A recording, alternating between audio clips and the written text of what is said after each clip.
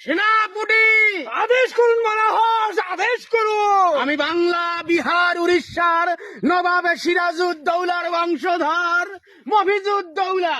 আমার রাজ্যে এত পাইক পেয়াদার মন্ত্রী সবাই থাকতে রানী রাজ্য থেকে কিভাবে পালিয়ে গেল? গোস্তাকি মাফ করবেন মহারাজ, গোস্তাকি মাফ করবেন। বাঁশের থেকে কঞ্চি বড়, ধানের থেকে খই, ভাতারের চাইতে নাং বড়, যাকে আমরা পরকীয়া কই।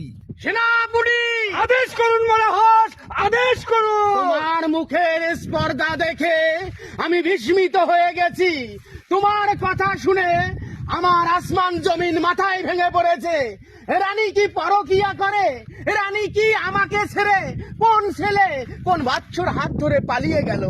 গোস্তাকি মাফ করবেন মহারাজ, গোস্তাকি মাফ করবেন।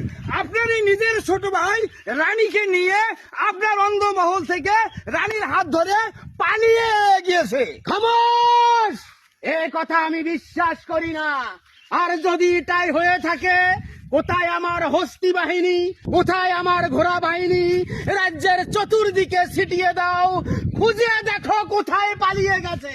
মহারাজ, উত্তরে গিয়েছিলাম কৈলাস পর্বত, তার উপরে গিয়েছিলাম হিমালয় পর্বত, দক্ষিণে গিয়েছিলাম কালিদাও সাগর, তারও দক্ষিণে গিয়েছিলাম বঙ্গোপসাগর, আর পূর্বতে গিয়েছিলাম ভানিয়ার ভাস্কর, যেখান থেকে সূর্য উদিত হয়, আর পশ্চিমে গিয়েছিলাম ধুধু বালুচর, যেখানে সূর্য অস্ত যায়। সকল স্তর খুঁজে তন্ন তন্ন করে দেখলাম, আপনার রানীকে কোথাও খুঁজে পাই নাই মহারাজ।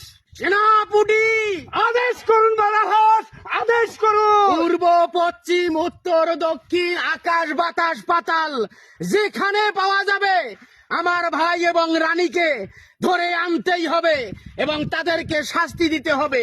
আর এই কাজে যারা সহযোগিতা করেছে তাদেরকে আমার বন্দিশালায় রাজপ্রাসাদে ডেকে আনো।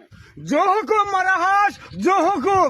এর মধ্যে যদি জড়িত থাকে তাহলে উজিরের ছেলে আছে, তা না হলে নাজিরের ছেলে আছে, না হলে আপনার ছোট ভাই আপনার রানীকে অন্য মহল থেকে পালিয়ে নিয়ে যাওয়ার জন্য এত বড় স্পর্ধা কোথায় পেল? সেনাপতি মহারাজ, আমি এসব কিছু বুঝি না।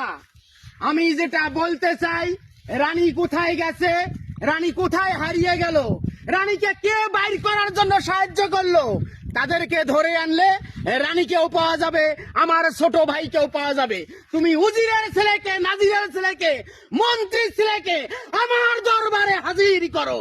দাঁড়িয়ে করো মহারাজ, আজ্ঞে মহারাজ। সেনাপতি আদেশ করুন মহারাজ। শুধু আমার রাজ দরবারে, আমার সিংহাসনে হাজির করবেন না, তার বাবা মা পিতা মাতা 14 গোষ্ঠীকে আমার রাজ দরবারে হাজির করো এবং শাস্তির ব্যবস্থা করো।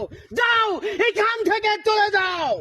মহারাজ, আমি এক্ষুনি এই মুহূর্তে আমার কোমরের তরবারি নিয়ে ছুটে যাচ্ছি